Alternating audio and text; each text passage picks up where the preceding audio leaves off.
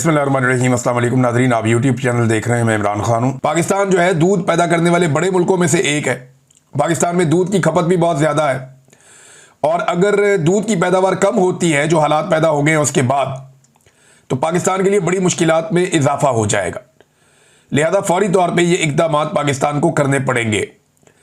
एक तो खुराक जितनी मैक्सिमम हो सकती है पाकिस्तान को इंपोर्ट करनी पड़ेगी।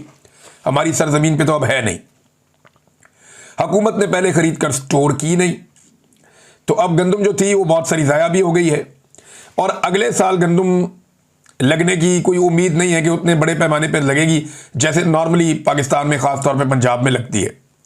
तो ये सूरत हाल इंतहाई परेशान कुन है।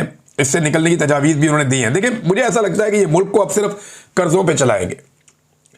ये जो मौजूदा हुक्मरान है, एस्टेब्लिशमेंट और उनके साथ जितना ये टोला मिला हुआ है, इन सबको इस बात का आइडिया है कि ना इन्हें टैक्स कलेक्शन ठीक तरीके से हो रही है, ना ये ज़र मुबादला के ज़खायर संभाल पा रहे हैं और पैसा इकट्ठा करने के तमाम ज़राए नाकारा कर दिए हैं इन्होंने।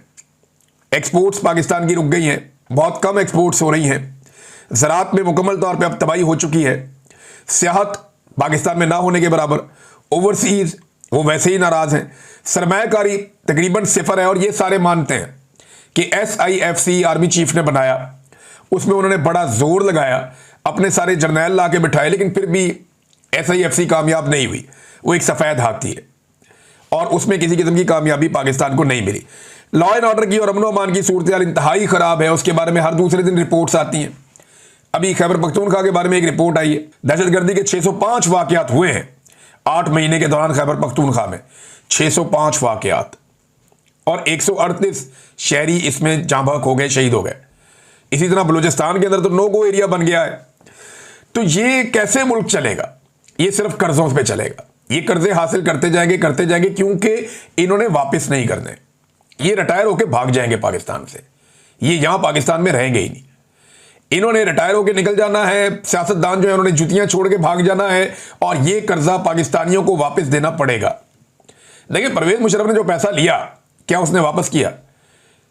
जो पैसा ज़िया-उल-हक ने लिया, क्या उसने वापस किया?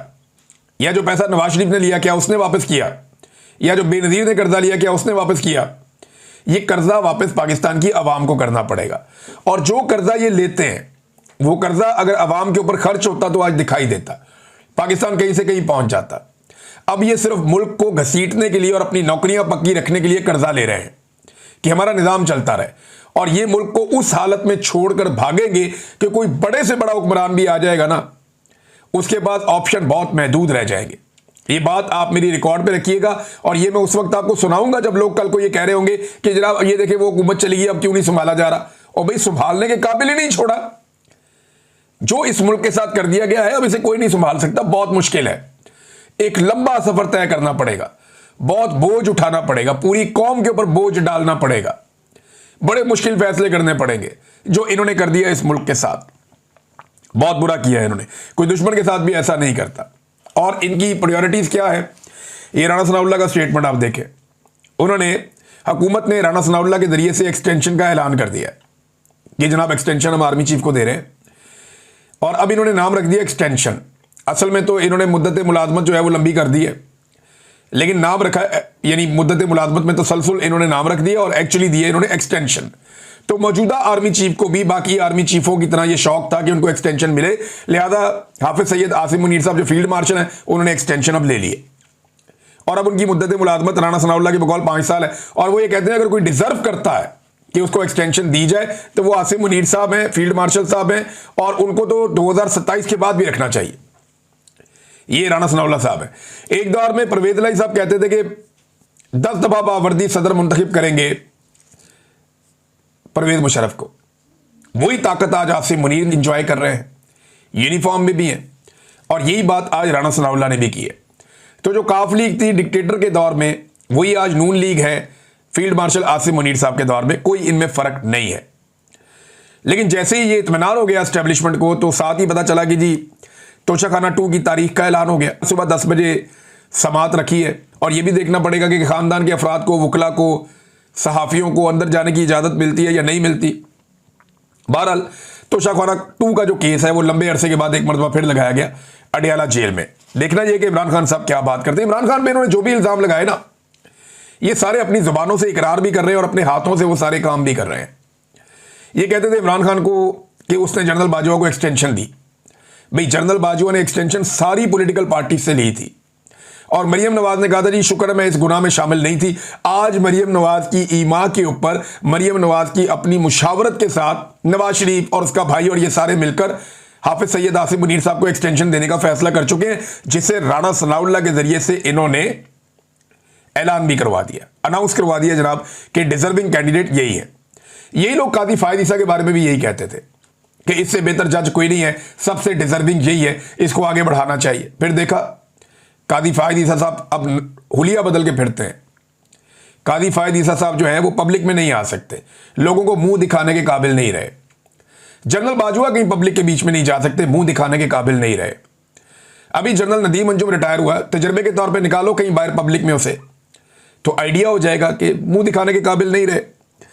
तो हालात ये है कि इस तरह के लोगों का ऐसा ही अंजाम होता है। जो लोग अवामी उमंगों के खिलाफ मुल्क को घसीटने की कोशिश करते हैं या लोगों को अजियत देते हैं, उन लोगों का अंजाम ऐसा ही होता है। इनका वक्त होता जरूर है, ये मौजें बहुत करते हैं, लेकिन वक्त थोड़ा होता है और एक दिन आता है वक्त खत्म हो जाता है।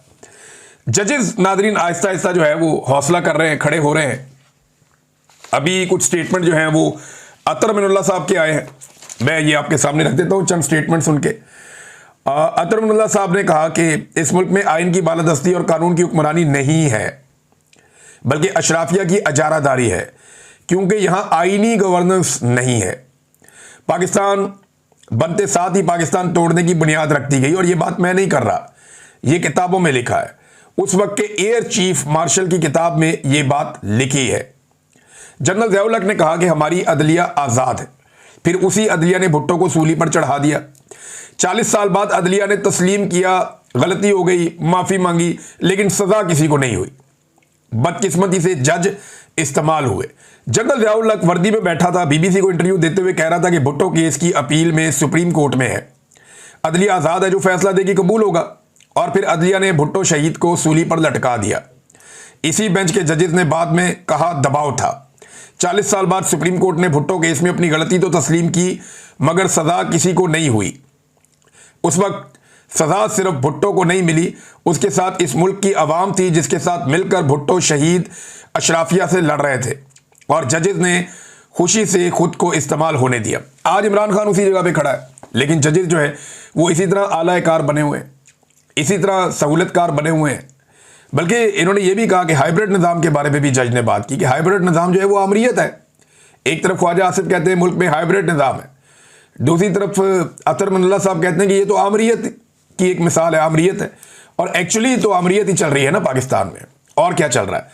वैसे इसमें एक चीज़ और बड़ी इंटरेस्टिंग हुई कि जब जज साहब बात करते रहे जजों के इस्तेमाल होने पे, तो वकला शेम शेम के नारे लगाते रहे और वो कहते रहे कि जनाब शेम शेम ये चल रहा है। तो वकला को भी इस बात का इदराक हो रहा है, जजेस को भी हो रहा है। कुछ जजेस ने लेटर्स भी लिखे हैं। जस्टिस मुनीब और जस्टिस मंसूर अली शाह साहब ने भी बाकायदा कुछ हक़ाइक़ सामने रखे। फिर इस्लामाबाद हाई कोर्ट के 2 मुअज़्ज़िज़ जज साहिबान ने भी हक़ाइक़ सामने रखे खतूत लिखकर। तो जजेस को इस बात का इदराक है कि पाकिस्तान में अदलिया बहुत बुरी तरह कंप्रोमाइज़ हो गई है और इस तरह मुल्क चल रहा नहीं है। देखिए सारे के सारे तबकात ही बहुत परेशान हैं, चाहे इदारे हों, चाहे सिक्योरिटी इदारे हों, चाहे ब्यूरोक्रेसी हो, पूरा का पूरा निज़ाम परेशान है और हैरान है कि ये मुल्क के साथ कर क्या दिया गया है, और इस तरह ये मुल्क चल नहीं सकता। अवाम के अंदर भी एक कैफियत है, बहुत परेशान है वो भी। तो सबको आइडिया है कि इसको धक्का देना पड़ेगा, निज़ाम के इस हिस्से को, इस नासूर को हटाना पड़ेगा। अब पहल कौन करता है इस बारे में कुछ कहा नहीं जा सकता। वकला ज़रा बोल्ड होते हैं, उनसे ज़्यादा तवक्को रखी जाती है, इसलिए इमरान खान साहब भी बार बार वकला का नाम लेते हैं कि वकला करेंगे। लेकिन फ़िलहाल पाकिस्तान का हर तबका भरा बैठा है। देखना यह है कि शुरुआत कहाँ से होती है और पहला कदम कौन उठाता है। बहरहाल जजेस के अंदर काफ़ी रिएक्शन है, परेशानी है, लेकिन जजेस ही कंप्रोमाइज़ हैं। इन्हीं के साथी जो है वो दूसरी तरफ एस्टेब्लिशमेंट के आलाकार भी बने हुए हैं, इसमें कोई दो राय नहीं। नाज़रीन अच्छी खबर आज ये है, हलीमा खानम के जो बेटे हैं वो रिहा हो गए, दोनों को जमानत मिल गई है। बड़े बेटे को भी मिल गई जो बिल्कुल ही बेगुनाह था, दूसरे को भी मिल गई। और दोनों को जमानत मिली कि 27 महीने के बाद। ये कौन सा तरीका है भैया, आपने बंदे पकड़ के गिरफ्तार कर लिए, बंदे इधर ही थे, आपने पहले गिरफ्तार ही नहीं किए, 27 महीने के बाद आप गिरफ्तार कर लें।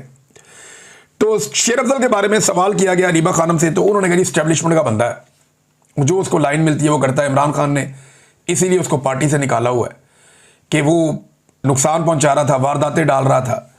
तो शेर अफजल मरवत साहब ने बड़ी अजीबोगरीब बात की हलीमा खान के बारे में। मोहतरमा हलीमा खानम, आपके बेटों को इंसाफ मिलने पर दिल की गहराइयों से मुबारकबाद, जबकि आपके भाई समेत पीटीआई के दीगर कारकुनान और रहनुमा उनके लिए इंसाफ नायाब हो गया है। मैं आपसे सिफारिश करूंगा कि हसन न्याजी के लिए भी कोशिश करें, जो 2 साल से जेल के पीछे है और इसी जुर्म और एक ही किरदार के लिए, यानी ये जुर्म जो आपके बेटे ने किया वही उसने किया। बाकी आपके इल्ज़ाम का जवाब चंद दिन बाद। अच्छा, मामला ये है कि शेर अफजल मरवत ने बड़ा बारीक काम किया। वो ये कहते हैं कि हलीमा खान के बेटे ने भी वही किया जो हसन न्याजी ने किया। मेरी नज़र में तो दोनों बेगुनाह हैं, एहतजाज दोनों ने किया, लेकिन एक यूनिफॉर्म किसी बंदे ने पीछे से पकड़ाया, उसको उठाने की इतनी बड़ी सज़ा कि आप 10 साल एक बंदे को अंदर ही डाल दें। यहां जिन लोगों ने यूनिफॉर्म की बेतौकीरी की है, हकीकतन की है, उन्हें सज़ा नहीं दी गई, वो तो आराम से घर चले गए।